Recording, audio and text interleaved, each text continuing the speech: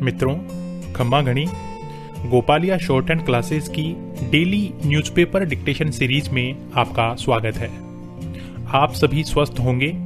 साथियों, आपको जानकर खुशी होगी कि हमने आज से हिंदी और अंग्रेजी की रोजाना 3 लाइव डिक्टेशन सीरीज शुरू की है, जो प्रातः 8 बजे, दोपहर 3 बजे और शाम 8 बजे ब्रॉडकास्ट की जाएगी। इस सीरीज में 80 शब्द प्रति मिनट की गति से जनसत्ता, दैनिक भास्कर और राजस्थान पत्रिका समाचार पत्रों के संपादकीय डिक्टेशन होंगे। इन डिक्टेशंस की पीडीएफ नीचे डिस्क्रिप्शन में और ऑडियो फाइल्स हमारे टेलीग्राम चैनल को ज्वाइन कर डाउनलोड कर सकते हैं। तो चलिए शुरू करते हैं 80 शब्द प्रति मिनट की गति से जनसत्ता संपादकीय डिक्टेशन। स्टार्ट। महाराष्ट्र के औरंगाबाद जिले में शुक्रवार तड़के एक मालगाड़ी से 16 मजदूरों के कट जाने की हृदय विदारक घटना बता रही है कि प्रवासी मजदूरों के मसले पर हमारी सरकारें कितनी लापरवाह और संवेदनहीन साबित हुई हैं। ये सारे मजदूर मध्य प्रदेश के थे, जो अपने घरों को लौटने के लिए जालना से चलकर औरंगाबाद पहुंचना चाहते थे और फिर वहां से मध्य प्रदेश जाने वाली रेलगाड़ी में सवार होते। जाहिर है इन्हें औरंगाबाद तक पहुंचाने का कोई इंतजाम सरकार ने नहीं किया, इसलिए ये रात में रेल पटरियों के सहारे औरंगाबाद के लिए निकल पड़े। सुबह 4 बजे के आसपास थकान की वजह से कुछ देर पटरी पर झपकी ले लेने का फैसला इनके जीवन के लिए आखिरी साबित हुआ। राष्ट्रीय मानवाधिकार आयोग ने भी इस घटना का संज्ञान लेते हुए महाराष्ट्र सरकार को नोटिस जारी किया है। सवाल है कि इन मजदूरों की मौत के लिए जिम्मेदार किसे ठहराया जाए।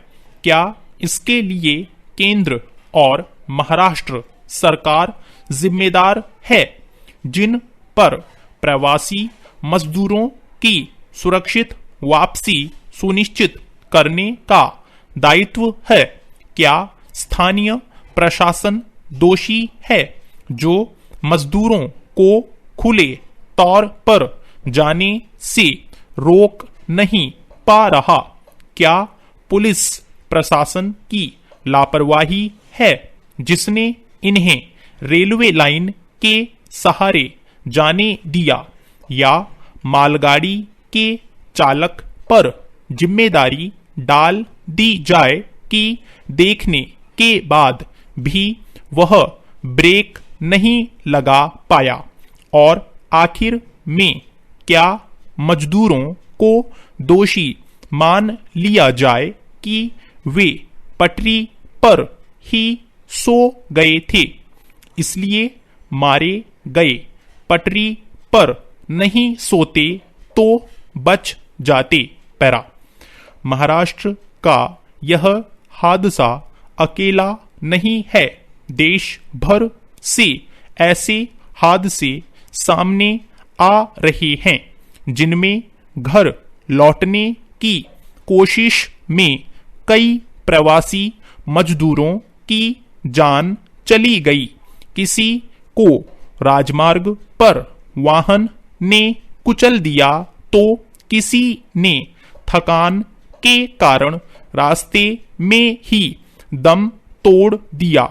इन घटनाओं ने प्रवासी मजदूरों को उनके घर तक सुरक्षित पहुंचाने के इंतजामों के सरकारी दावों की पोल खोल दी है।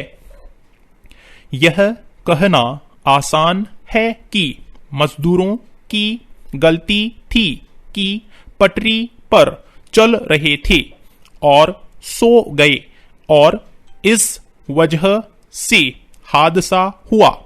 लेकिन इससे भी बड़ा सवाल है कि मजदूरों को आखिर पटरी पर चलने के लिए मजबूर क्यों होना पड़ रहा है?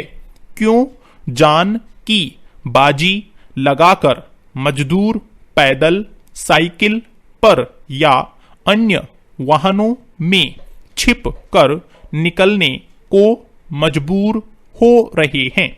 दरअसल हकीकत यह है कि सड़कों, राजमार्गों पर पुलिस नहीं निकलने दे रही। मजदूरों की संख्या लाखों में होने के कारण इनकी वापसी सरकारों के लिए सरदर्द बन गई है। काम धंधा है नहीं, लोग खाने को तरस रहे हैं। ऐसे में कौन नहीं अपने घर लौटना चाहेगा? पैरा मजदूरों के इन दुर्दिनों के लिए केंद्र और राज्यों को क्यों नहीं जिम्मेदार ठहराया जाना चाहिए? होना यह चाहिए था कि पूर्णबंदी से पहले सरकारें मजदूरों को या तो अपने घर भिजवाने का बंदोबस्त करती या फिर उन्हें भरोसा दिलाती कि किसी का रोजगार नहीं जाएगा और नियोक्ताओं पर दबाव डालकर यह सुनिश्चित भी कराया जाता। लेकिन आज हम देख रहे हैं कि सरकारों ने ऐसी कोई जहमत नहीं उठाई। उल्टे प्रवासी मजदूरों की वापसी के मुद्दे पर उनमें एक राय नहीं रही। यह हादसा अपने घरों को पैदल लौट रहे उन तमाम मजदूरों के लिए भी बड़ा सबक है कि अपने विवेक का इस्तेमाल करते हुए ऐसे जोखिम न उठाए कि जान ही चली। साथियों, इस चैनल को सब्सक्राइब करें और बेल आइकन को प्रेस करें ताकि लेटेस्ट वीडियो की जानकारी आपको मिलती रहे। गति बढ़ाने के लिए नियमित अभ्यास करें। इस चैनल पर 80, 100, 120, 140 और 160 शब्द प्रति मिनट की गति से डिक्टेशन उपलब्ध हैं, जिनका आप स्वयं भी लाभ लें और अपने मित्रों को भी शेयर करना न भूलें। डिक्टेशन अच्छा और बुरा लगा तो लाइक और डिसलाइक अवश्य करें। कोई सुझाव या प्रश्न हो तो कमेंट बॉक्स में लिखें।